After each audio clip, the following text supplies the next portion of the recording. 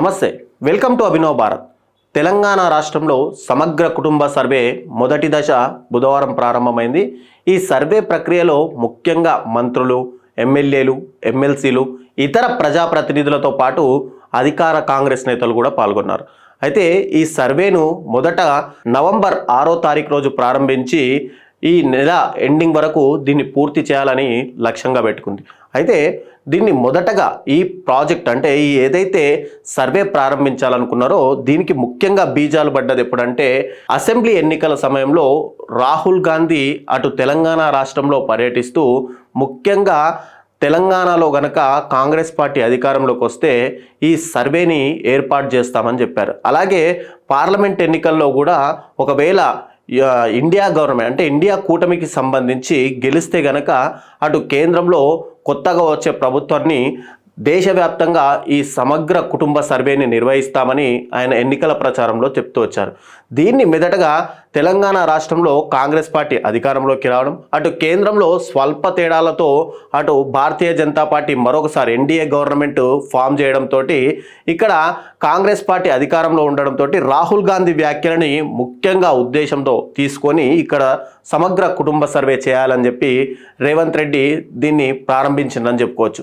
అయితే ఇక్కడ ఏదైతే ఈ సర్వే చేస్తున్నారో మొదటి దశలో మనం చెప్పుకుంటే ఇంటి నెంబరు మరియు ఇంట్లో నివసించే యజమాని పేరు వంటి వివరాలని దీంట్లో నమోదు చేస్తారు. అయితే ఏదైతే మనం అనుకుంటున్నామో నవంబర్ 6వ తేదీన ప్రారంభమైన ఈ సర్వే నవంబర్ 8 అంటే ఈ రోజు వరకు మనం చూసుకుంటే ముందుగా రాష్ట్రంలో ఎన్ని కుటుంబాలు ఉన్నాయి, ఈ కుటుంబాలకు మొదట స్టిక్కరింగ్ చేసే ప్రక్రియని ప్రారంభించారు. అయితే ఇక్కడ చూసుకుంటే ఒక యూనిట్ అంటే ఒక 175 ఒక గ్రామంలో గనక 175 ఇండ్లు గనక ఉంటే దాన్ని ఒక యూనిట్గా ఏర్పాటు చేసి దాన్ని ఒక వాలంటీర్కి అప్పచెప్తారు. ఈ 175 ఇళ్ళని ఆ వాలంటీరే అక్కడ సమగ్ర కుటుంబ సర్వే నిర్వహించి వాటిని మళ్ళీ సిస్టంలలో పొందుపరిచే బాధ్యత ఆ వాలంటీర్కే అప్పచెప్తారు. ఒకవేళ ఆ గ్రామంలో 150 ఇళ్లను ఒక్కొక్క యూనిట్గా ఏర్పాటు చేస్తారు. ఆ 150 యూనిట్లకు సంబంధించి అంటే ఒక్కొక్క 150 ఇళ్ళని ఒక్కొక్క యూనిట్ని ఒక వాలంటీర్కి అప్పచెప్తారు. ఆ వాలంటీరు ఆ 150 ఇండ్ల యొక్క సర్వేని సమగ్రంగా సేకరించి కంప్యూటర్లలో క్రోడీకరించి దాన్ని డిజిటలైజ్ చేయడం అనేది ఆ వాలంటీర్ యొక్క బాధ్యత. ఇదే పట్టణాల విషయాలకు వస్తే కనుక పట్టణాల్లో కూడా సేమ్ ప్రాసెస్ని స్టార్ట్ చేస్తున్నారు. అయితే ముందుగా మనం మాట్లాడుకున్నట్టు నవంబర్ 6 నుంచి నవంబర్ 8వ తారీఖు వరకు ఈ 3 రోజుల సమయంలో ముందుగా ఎన్ని కుటుంబాలు ఉన్నాయి, ఆ కుటుంబాల్లో ఎంతమంది నివసిస్తున్నారు అనే విషయంలో ఒక జాబితాను తయారు చేసి ఆ ఇంటికి స్టిక్కరింగ్ ప్రక్రియ కూడా ప్రారంభమైపోయింది. ఇక నవంబర్ 9వ తారీఖు నుంచి ఈ కుటుంబ సర్వే అనేది ప్రారంభించడానికి కూడా అటు ప్రభుత్వం కసరత్తులు ప్రారంభించింది. ఇప్పటికే దీనికోసం చూసుకుంటే కనుక రాష్ట్ర వ్యాప్తంగా ఉన్నటువంటి 80,000 ఉద్యోగులను ఈ సర్వే కోసం వాడుకుంటున్నారు. దీంట్లో ప్రభుత్వ ప్రాథమిక పాఠశాలలకు సంబంధించిన 40,200 పైచిలుకు ఉపాధ్యాయులు ఈ ఇంటింటి సర్వేకి సమగ్ర సర్వేకి దాంట్లో పాలు పంచుకోవాలని చెప్పి ఈ యూనిట్లలో వాళ్ళు వెళ్ళి అక్కడ ఆ కుటుంబాన్ని సమగ్రంగా సర్వే చేసి వాళ్ళ పేర్లను నమోదు చేయాలంటూ కూడా ప్రభుత్వం ఇప్పటికే ఆదేశాలు అయితే జారీ చేసింది. దీంట్లో చూసుకుంటే ముఖ్యంగా ప్రాథమిక పాఠశాలలు ఈ నవంబర్ 6 నుంచి ఈ నెల చివరి వరకు ఒక్క పూట మాత్రమే నడిచి మిగతా సమయంలో అంటే మధ్యాహ్నం నుంచి ఉపాధ్యాయులు కావచ్చు, ప్రాథమిక పాఠశాల హెచ్ఎంలు కావచ్చు ఇంటింటికి వెళ్ళి సమగ్ర సర్వే చేస్తారు. అయితే ఈ 3 రోజుల కాలంలో చూసుకుంటే మనము ఆదిలాబాద్ జిల్లాలో 11,97,554 ఇళ్లలో 95,106 ఇళ్లకు స్టిక్కర్లు అంటించారు. మొదటి రోజు బుధవారంగా చూసుకుంటే ఇప్పుడు ఆ ఫుల్ డీటెయిల్స్ అంటే 11,97,000 పైచిలకు ఏవైతే ఇళ్ళు అనుకుంటున్నామో వాటన్నిటికి కూడా స్టిక్కరింగ్ కంప్లీట్ అయింది. ఇక టోటల్గా రాష్ట్ర వ్యాప్తంగా 1,17,44,954 కుటుంబాలు ఉన్నాయి.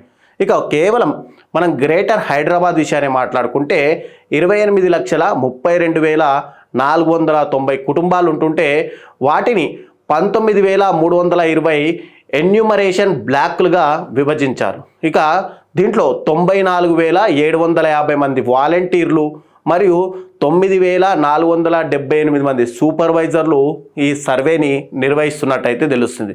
దీంట్లో కూడా చూసుకుంటే కనుక మెయిన్గా బీసీలు అంటే రాష్ట్ర జనాభాలో ఎక్కువ శాతం బీసీలే ఉన్నారు అని తేలడంతో మెయిన్గా దీన్ని బీసీకి జాబితా కోసమే వీటిని తయారు చేస్తున్నట్టు ఈ కుటుంబ సర్వేలు జరుగుతున్నట్టు కూడా ప్రభుత్వం అయితే పైకి చెప్తుంది.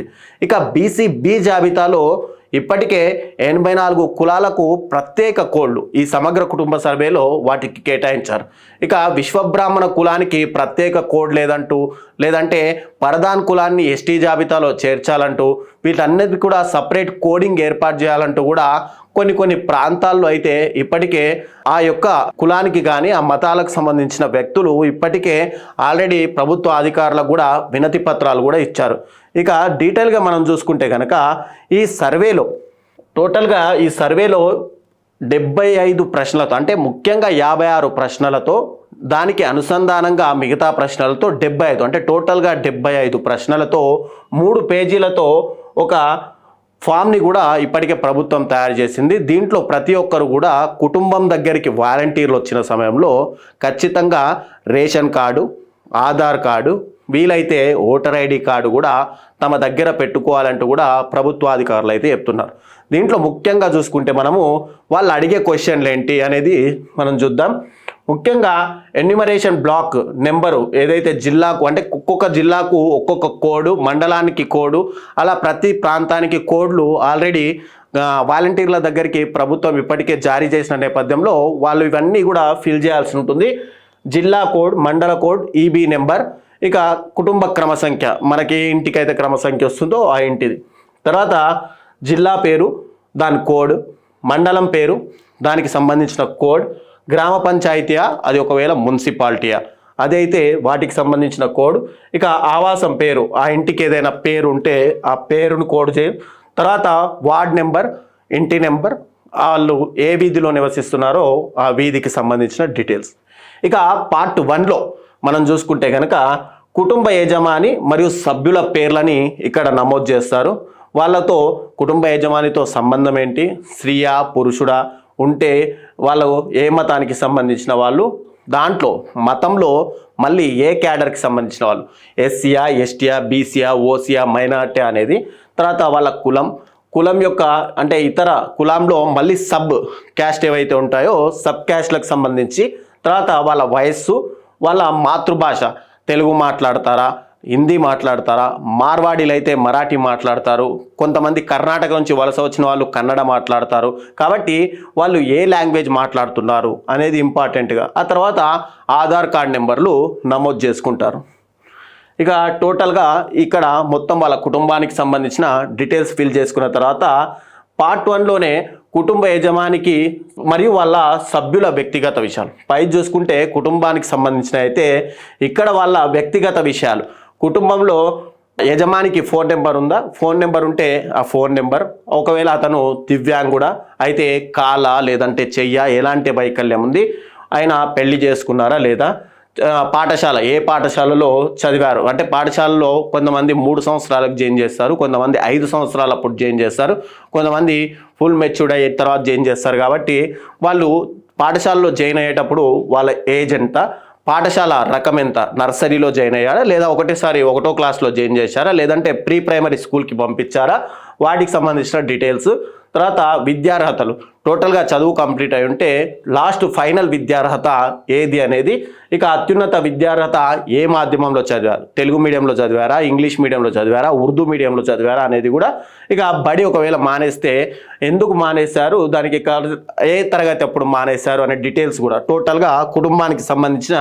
ఈ ఇంట్లో ఇప్పుడు చూసుకుంటే ఈ కుటుంబ సర్వేలో కొన్ని విపక్షాలు అంటే ప్రతిపక్షాలు కూడా కొన్ని ఆరోపణలు అయితే చేస్తున్నాయి. ఏంటంటే ఇది చేస్తున్నది కులగణన కుటుంబ సర్వేకి సంబంధించి అయితే దీంట్లో ఆస్తిపాస్తుల వివరాలతో పాటు అంటే స్థిర చరాస్తుల వివరాలను కూడా దీంట్లో సేకరిస్తున్నారు. అంటే ప్రస్తుతం ఎగ్జాంపుల్ మీ ఇంట్లో ఎన్ని టీవీలు ఉన్నాయి, ఎన్ని వాషింగ్ మిషన్లు ఉన్నాయి, ఎన్ని కూలర్లు ఉన్నాయి, ఎన్ని సెల్ ఫోన్లు ఉన్నాయి, ఉంటే వాటి నెంబర్లు ఏంటి, ఆ నెంబర్లు ఎవరెవరు వాడుతున్నారు, ఇలా ప్రతి డీటెయిల్స్ కూడా తీసుకుంటారు.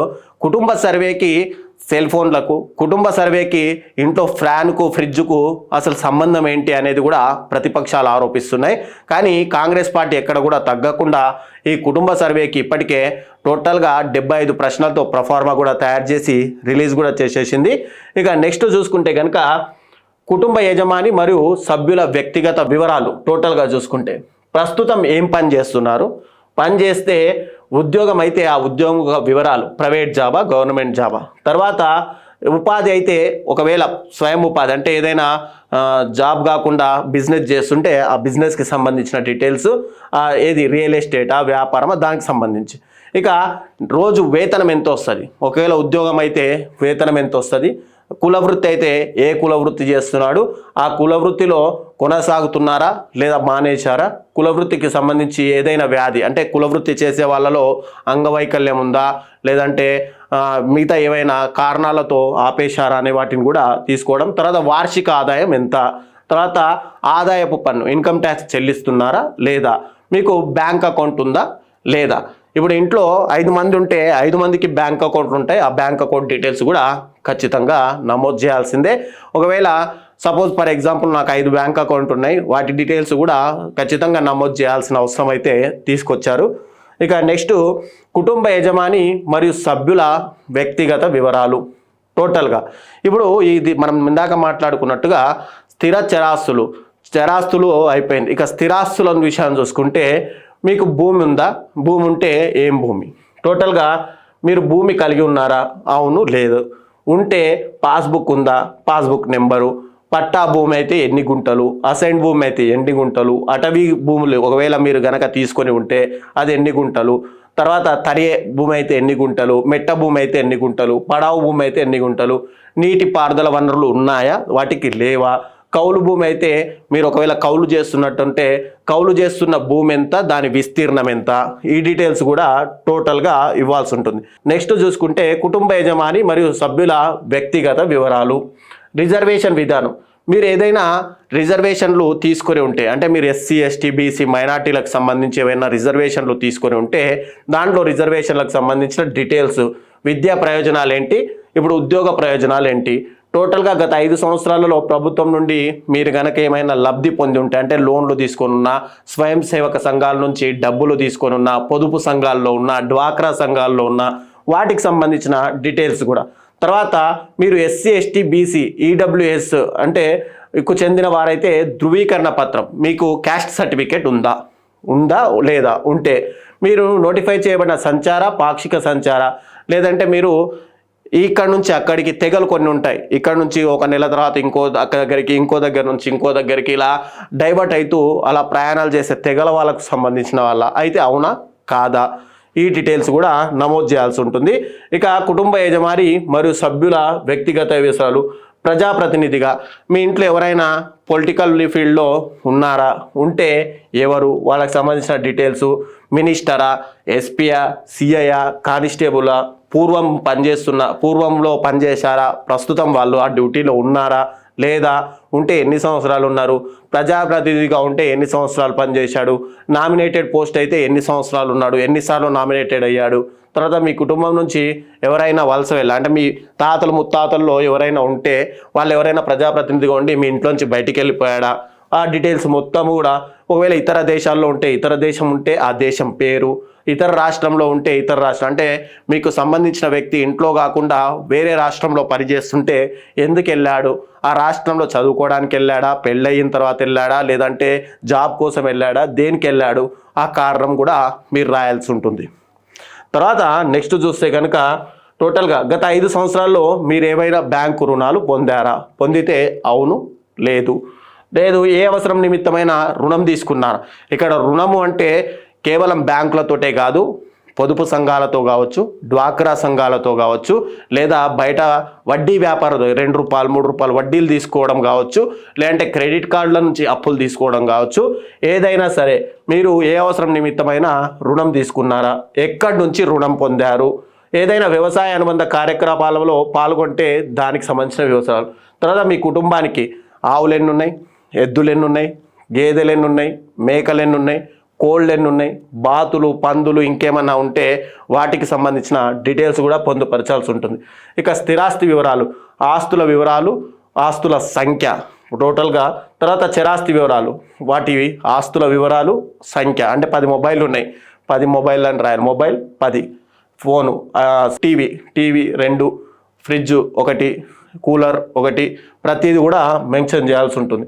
ఇక రేషన్ కార్డు లేనట్టయితే 00 అని రాయాలి. రేషన్ కార్డు ఉంటే ఖచ్చితంగా రేషన్ కార్డు నెంబరు, మీ నివాస గృహం ఉన్న ప్రాంతం యొక్క స్వభావం, అది ఎలాంటి ఏరియా అనేది కూడా, గ్రేటర్ కమ్యూనిటీ రూరలా, అర్బనా, డెవలప్మెంటెడా, నాన్ డెవలప్మెంటెడా అనేది ప్రతిదీ. తర్వాత నివాస గృహం యొక్క విస్తీర్ణం, ఎన్ని గజాల్లో ఉంది మీరు నివసించే ఇల్లు, మీ నివాస గృహం యొక్క యాజమాన్య స్థితి, మీరా రెంటెడా అనేది. తర్వాత నివాస గృహం రకము, అది చెత్తిల్లా, లేదంటే పెంకుటిల్లా, రేకులిల్లా, లేదంటే మట్టితో కట్టుకున్నారా, వాటికి సంబంధించిన డీటెయిల్స్. తాగునీటి వనరు, మీ ఇంటికి తాగునీటి సదుపాయం ఉందా, ఉంటే నల్లా నుంచా, లేదంటే కార్పొరేషన్ నుంచి వాటర్ వస్తుందా, లేదా జిహెచ్ఎంసీ నుంచి వాటర్ వస్తుందా, లేదా మీరే ట్యాంకర్లు నింపించుకుంటున్నారా, దానికి సంబంధించిన డీటెయిల్స్. తర్వాత మీ ఇంటిలో ఎన్ని గదులు ఉన్నాయి, ఒక బెడ్రూమ్ ఉందా, 2 బెడ్రూమ్లు ఉందా, ఎన్ని ఉన్నాయి టోటల్గా. తర్వాత మీకు మరుగుదొడ్డి ఉందా, ఉంటే 1 ఉందా, 2 ఉందా, 3 ఉన్నాయా. తర్వాత ఇంటికి విద్యుత్ సదుపాయం ఉందా, ఉంటే దాని గురించి కూడా మెన్షన్ చేయాలి. ఇక వంట కోసం ఉపయోగించే ప్రధాన ఇంధనం, మీరు ఎలక్ట్రిక్ స్టవ్ వాడుతున్నారా, గ్యాస్ స్టవ్ వాడుతున్నారా, కట్టెల పొయ్యి వాడుతున్నారా, లేకపోతే ఎలా వాడుతున్నారు, ఎలా చేస్తున్నారు అనేది, దానికి సంబంధించిన డీటెయిల్స్ కూడా ఇవ్వాల్సి ఉంటుంది. ఇలా టోటల్గా వీటికి సంబంధించిన మొత్తం డీటెయిల్స్తో ఒక యజమాని సంతకం, మొబైల్ నెంబరు, తర్వాత ఎమ్యునేటర్ వచ్చాక ఎమ్యునేటర్ సంతకము, అతని మొబైల్ నెంబర్, అంటే ఎవరైతే వాలంటీర్ అన్నామో వాళ్ళది. ఆ తర్వాత సూపర్వైజర్, వాళ్ళ పై అధికారి ఎవరైతే ఉన్నారో వాళ్ళు సంతకం చేసిన తర్వాత ఈ డీటెయిల్స్ని తీసుకెళ్ళి వాళ్ళు ఆ రోజు, అంటే ఏ రోజు డీటెయిల్స్ ఆ రోజు సాయంత్రానికి వెళ్ళి అక్కడ కంప్యూటర్లలో ఎంట్రీ చేసి వాటన్నిటి కూడా డిజిటలైజ్ చేస్తారు. ఇది ముఖ్యంగా ఇప్పుడు తీసుకొచ్చిన ప్రాసెస్. అయితే ఈ ప్రాసెస్ ద్వారా అటు ప్రతిపక్షాలు చెప్పడం ఏంటంటే, ఇవి ఏవైతే స్థిర చరాస్తులు కానీ ఇతర వాళ్ళ ఆదాయ వనరు గురించి మాట్లాడుకుంటున్నారో, ఇవి గనక తీసుకుంటే వాళ్ళకు రాబోయే రోజుల్లో పూర్తిగా వాళ్ళని, అంటే రావాల్సిన పథకాలు కావచ్చు, ఇతర వాళ్ళకి ఫెసిలిటీస్ కావచ్చు, అవన్నీ కూడా పోయే అవకాశాలు ఉన్నాయని. మరోవైపు ఏదైతే గతంలో రిజర్వేషన్లు పొంది వాళ్ళందరూ కూడా జాబ్లు చేస్తున్నారో వాళ్ళ పిల్లలకు ఆ రిజర్వేషన్లు కల్పించే, అంటే రాబోయే రోజుల్లో వాళ్ళ రిజర్వేషన్లు పోయే అవకాశాలు ఉన్నాయని ఇలా కొన్ని విమర్శలు చేస్తున్నప్పటికీ కూడా ఇది ఏదైతే కులగణనగా ప్రారంభమైందో ఇది టోటల్గా ఒక సమగ్ర కుటుంబ సర్వేగా అది ముందుకెళ్తుందని చెప్పుకోవచ్చు. ఇది ఈరోజు మెయిన్గా మనము మాట్లాడుకుంటున్న topic. Thank you for watching Abhinav Bharat. నాయకులారా, మీ పనితనం మీ అధినాయకులకు తెలియజేయాలనుకుంటున్నారు. ప్రజలారా, మీ సమస్యలను మీ నాయకులకు తెలియజేయాలనుకుంటున్నారు. ప్రజా సమస్యల పరిష్కార వేదిక మీ అభినవ్ భారత్.